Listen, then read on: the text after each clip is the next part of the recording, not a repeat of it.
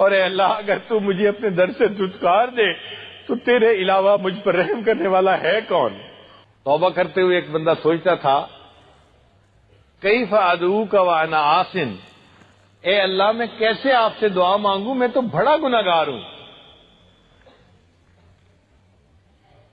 تو اس کے ذہن میں خیال آتا تھا وَكَيْفَ لَا أَدْعُوكَ وَأَنْتَ كَرِيمٌ، اے اللہ میں کیسے آپ سے دعا نہ مانگوں جبکہ آپ اتنے کریم ہیں، میں گناہگار صحیح مگر اللہ آپ کریم بھی تو ہیں، اور کریم سے میں کیسے نہ مانگوں؟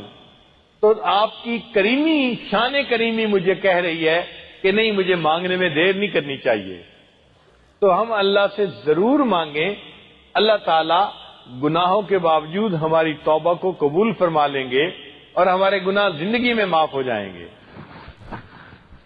چنانچہ ایک آدمی نے لکھا شعر، الہی عبدک العاصی عطاکا، اے اللہ تیرا گناہگار بندہ تیرے در پر توبہ کرنے کے لیے حاضر ہوا ہے، مقرم بالذنوب وقد عطاک، اے اللہ اپنے گناہوں کا اقرار کرتا ہے اور آپ سے اتنی بات عرض کرتا ہے فَإِن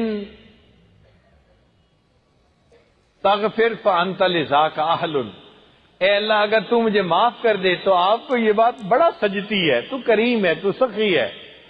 فَإِن تغفر فَأَنْتَ لِذَاكَ أَهْلٌ، اے اللہ معاف کر دے تو آپ اس کے اہل ہیں۔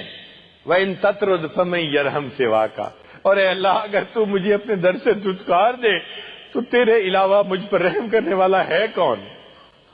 جب ہم اس طرح اللہ سے معافی مانگیں گے، اے اللہ تیرے سوا معاف کرنے والا کوئی نہیں، تو یقیناً اللہ کی رحمت جوش میں آئے گی اور اللہ بندے کے گناہوں کو معاف فرما دے گا۔